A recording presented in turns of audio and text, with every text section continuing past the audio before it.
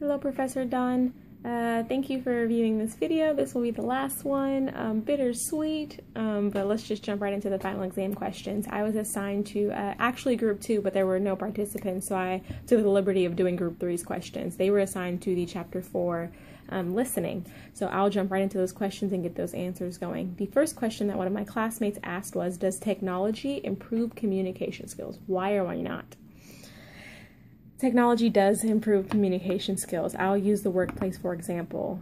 Most things probably years and years ago were done via the mail or via on horses. Nowadays we have things as emails, Yahoo, AOL, Google. We also have video conferences, teleconference. All of these things create more efficiency and we save so much more time. So it definitely improves communication, definitely. Some things you will lack things as face-to-face interaction, those nonverbal cues that you try to communicate via messages, which is a bit more harder to communicate. But I think overall technology has definitely improved our communication, definitely in the workplace. Also in the aspect of friends and family, you can kind of get messages done quicker via text messaging. We also have things such as applications that allow you to speak to people overseas, which is definitely beneficial as well. So I'd say overall, yes, there are pros and cons, but overall, yes, technology has definitely improved communication skills.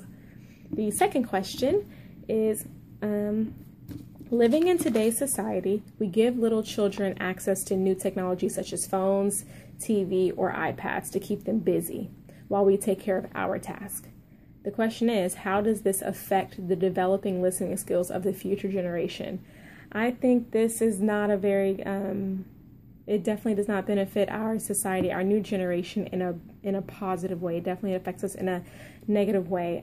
Our Chapter 4 has a thing called the listening process, and one of the stages is remembering. In order to effectively listen, you have to be able to remember things, and whenever you're shoving things such as iPads and televisions and music in a child's face, you're not helping them to remember the face-to-face contact that you need to move forward in the listening that you also have for them. Also, there's something that's called active listening that our chapter talks about. There's inactive listening and there's active listening.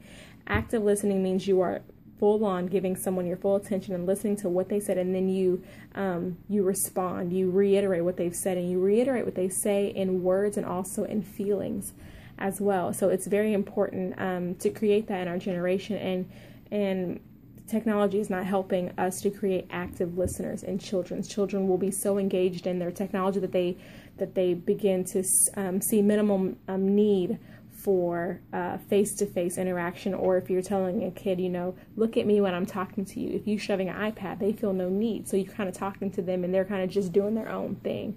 So it's definitely not creating active listeners, it's creating inactive listeners. The next question is, at the rate of improvement within technology, will voice text messaging will become the new way of communicating within a family setting? I'm going to try to read that one more time just for my own sake as well.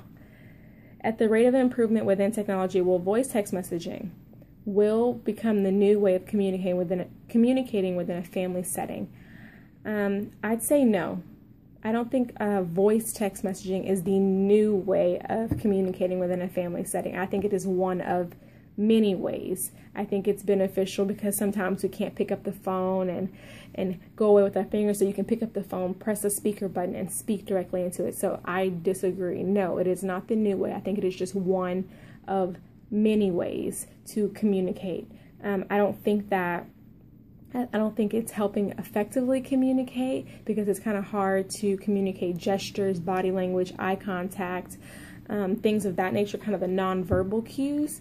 But I think it is beneficial as far as time efficiency in that way. So I don't think it's a new way. I just think it's one of many ways. The next question is, let's flip over to the next page. The next question is, being that we are in a digital age and cell phones are greatly used in everyday life, these are my questions. First question. How has the cell phone changed the attention span and communication skills of people in today's society?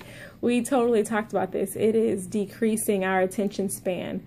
Whenever you lack nonverbal cues in a conversation, whenever you have someone reiterating and actively listening in a conversation, it makes the communication skills go down. People will sit in a dinner face to face, but they'll have their phone on the table and checking their phone every 30 seconds. You're trying to talk to them, but they're not actively listening. They're inactively listening. There's also something in chapter 4 that we talk about that is called polite and impolite feedback. Impolite feedback can consist of things of lack of eye contact, lack of confirmation that you're listening to what that person is saying. So I don't think that text messaging is helping our society. It's actually going to cause it to decrease. We'll go more on a social technology basis to communicate rather than giving someone your full undivided attention. So those are all of the questions that are regarding chapter 4, listening. The last question that I'm going to refer to is my own personal question, which was done in a different subject, and it was about nonverbal communication, not listening. The question that I asked my classmates was, why is nonverbal communication so valuable and necessary to maintain a healthy face-to-face communication? I'm going to use relationships as an example. For example, you get in an argument with your spouse, and you choose to communicate via text messaging.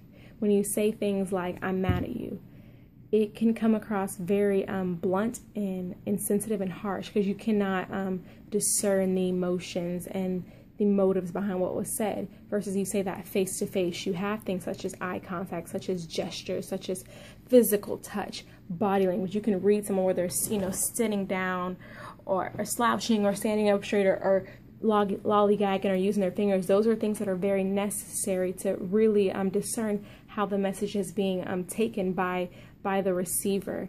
So I think that nonverbal cues are very important and very valuable in a relationship for face-to-face. I think that summarizes everything. Thank you, Pastor Dawn, for taking the time to watch this video, and have a great night. Bye.